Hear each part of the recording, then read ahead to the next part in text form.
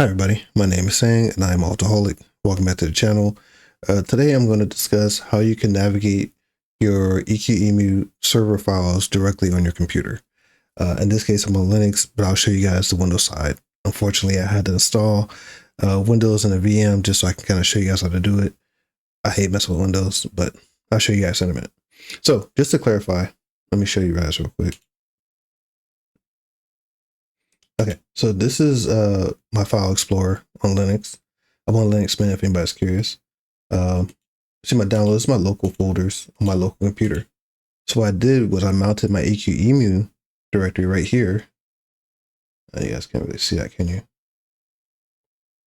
So I mounted that, and that is located, it's mounted like it's a NAS drive. It's a network drive, basically. And it allowed me to do it. It's cut off here at the bottom, you can't see it. But it shows the IP address of the actual location on my server, and I can actually explore the files and make any changes or copy and do stuff I need to do. In my case, I wanted to copy over my global.lua file over to my second server. And from here, I can actually just copy and then mount my second one, which I haven't mounted yet, but I can mount my second drive on here and actually copy it over to my other server without having to do a bunch of terminal commands. And that's basically what I want to show you guys how to do.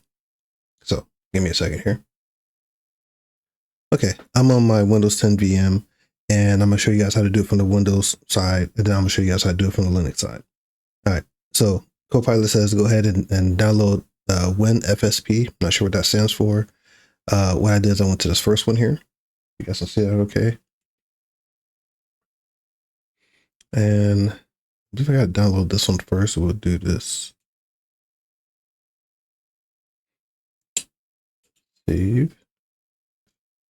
Save.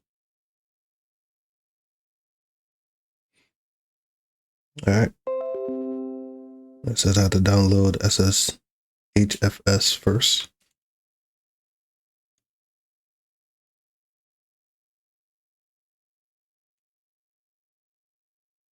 I'm not picking nothing fancy here. Everything is next.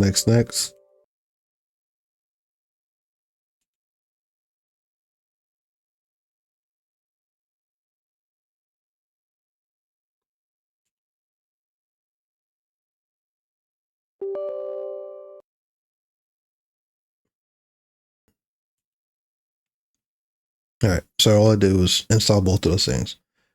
Came here looking for WinFSP, and it says additional downloads. WinFSP installation requires. So I installed the first one here, x64, and then I downloaded the WinFSP installer. So both of these installed, right? All right, so it says right-click this PC, map network drive. Now you're going to put an IP for your actual EQEMU server. HFS. So that's HFS / your username on your EQEMU server. In my case, it's saying at and the IP address of your EQEMU server. Mine's 192.168.68.107. All right. Reconnect. All right. Yep. Hit finish.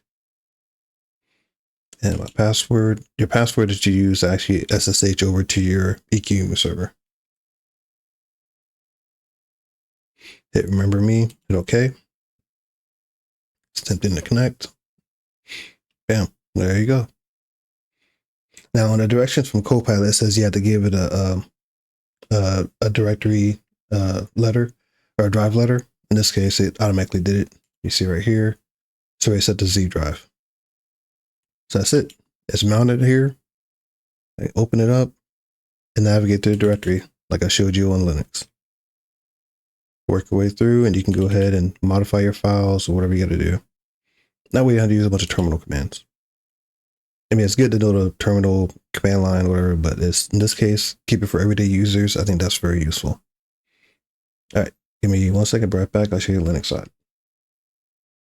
Okay, so from the Linux side, I had to show you guys the whole desktop because on the folder, it was cutting out a lot of stuff that you guys won't be able to see. So I'm going to show you guys like this. All right, so on the link side, what you got to do is you already see here, I have my first EQEMU server. This is my 192.168.68.107. This is my fast server. I'm gonna add my second server on now. So it don't matter where you click at, you can just, right now I'm in my home folder just to show you. Go to File, connect the server.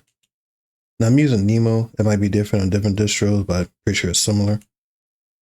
All right, so for the server name, for the server, we're gonna put the IP address of the EQEMU server that we're using. So in this case, 192.168.68.123. That is my slow pace server. So I'll say SSH.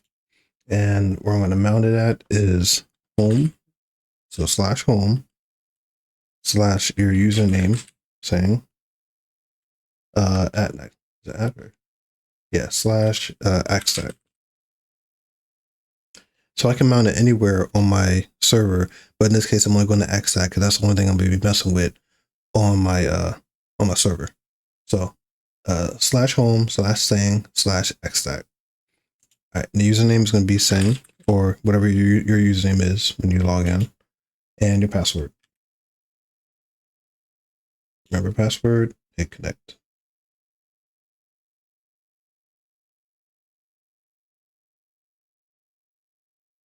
All right, now for me, since this is the second time I did this, the first time you do it, it's gonna pop up and it's gonna say, do you trust this location? Is this fine?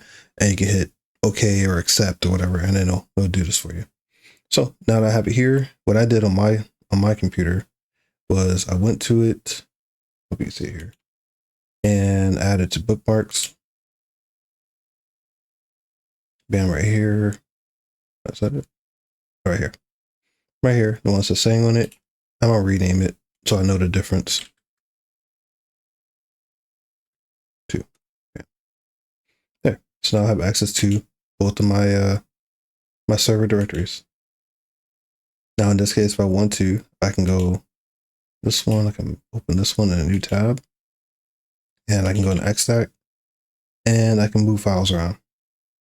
So say for example, I made an adjustment to my quest directory, say Acrylia, I guess Acrylia Mines or whatever. If I made adjustments in here, I can copy whatever files I want, go into my second server, and paste it in here if I want to. In my case, at the time, I was working on my global player Lua file, and the adjustments I made on my fast server, I wanted to be on my slow server, so I just copied that file over there and replacing it. So that's pretty much it. I hope that saves you some headache. That way you have to learn a bunch of terminal commands, and you can actually do it directly on your computer. I found it useful because I can actually go in here and I can go open an editor. I'm not going to do nothing to this file, and I can go ahead and make adjustments directly on my computer without having to mess with Nano or anything else in the terminal, and not try to figure out how to copy and paste. So I can actually just go like this, copy, and then whatever I want to do. So I found it very useful. I hope that's useful for you guys. Yeah, that's basically it, guys. I hope that's useful. I have a couple of other videos in mind, but I didn't want nothing too complicated. But I think that's a very useful tool. Let me know how it turns out for you guys. If you guys have any questions, I'm not gonna do a whole bunch of Windows stuff. Everything I like to do on Linux, I like to encourage you guys to use Linux, but I know it's not ready for everybody, and some people are not ready for the headache. This is just a project you're doing. You don't want to get too invested in Linux, but that's why I try to show both angles. But yeah, that's it, guys. I hope this was very useful. Thank you guys for watching. Please like, please comment, and please subscribe. All right, I'll see you guys next time. Peace.